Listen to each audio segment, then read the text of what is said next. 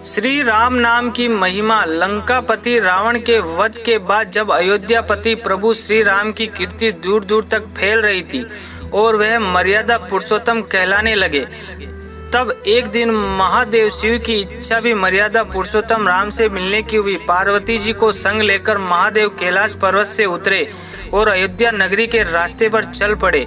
भगवान शिव और मां पार्वती को अयोध्या आया देखकर श्री सीता जी बहुत खुश हुई।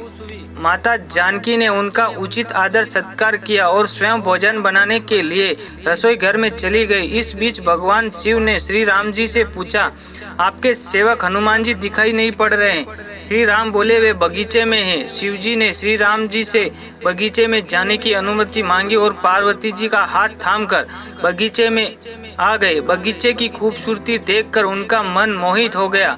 आम के घने वृक्ष के नीचे हनुमान जी दीन दुनिया से बेखबर गहरी नींद में सोए थे और एक लय में खर्राटों से राम नाम की ध्वनि उठ रही थी।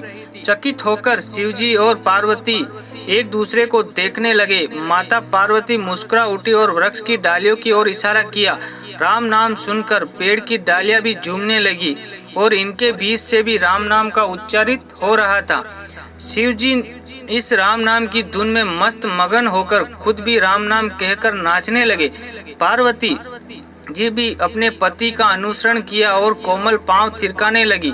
शिवजी और पार्वती के बीच नृत्य की ऐसी झनकार उठी कि स्वर्ग लोक के देवतागण भी आकर्षित होकर बगीचे में आ गए और राम नाम की धुन से सभी मस्त हो गए।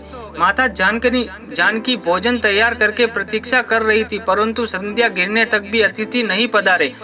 तब अपने देवर लक्ष्मण जी को बगीचे में भेजा। लक्ष्मण जी स्वयं श्री राम के सेवक ही मानते थे, अतः बगीचे में आकर जब उन्होंने धरती पर स्वर्ग का नजारा देखा तो खुद भी राम नाम की धुन में झूम उठे। महल में माता जानकी परेशान हो रही थी कि अभी तक भोजन ग्रहण करने कोई नहीं आया। उन्होंने भी श्री राम जी से कहा, भोजन ठंडा हो रहा है, चलिए हम जाकर बगीचे में सभी को लेकर आए।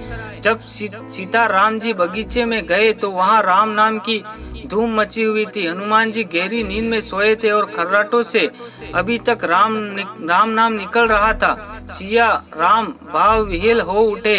राम जी ने हनुमान जी को नींद से जगाया और प्रेम से उनकी तरफ निहारने लगे। हनुमान जी ने प्रभु को आया देख शीघ्रता से उठे और खड़े हुए।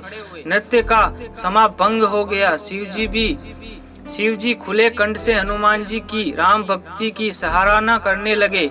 हनुमान जी ने संकुचाए लेकिन मन ही मन खुश हो रहे थे। श्री सिया राम ने भोजन करने का आग्रह भगवान शिव जी से किया। सभी लोग महल में भोजन करने के लिए चल पड़े। माता जानकी भोजन परोसने लगी। हनुमान जी को भी श्री राम ने पंक्ति में बैठने का आदेश दिया।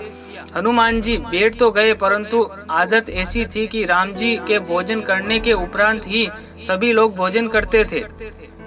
आज श्री राम जी के आदेश से पहले भोजन करना पड़ रहा है। माता जानकी हनुमान जी को भोजन परोसती जा रही थी, पर हनुमान जी का पेट नहीं भर रहा था। सीता जी कुछ समय तक तो उन्हें भोजन परोसती रही, फिर समझ गई इस तरह तो हनुमान जी का पेट नहीं भरेगा।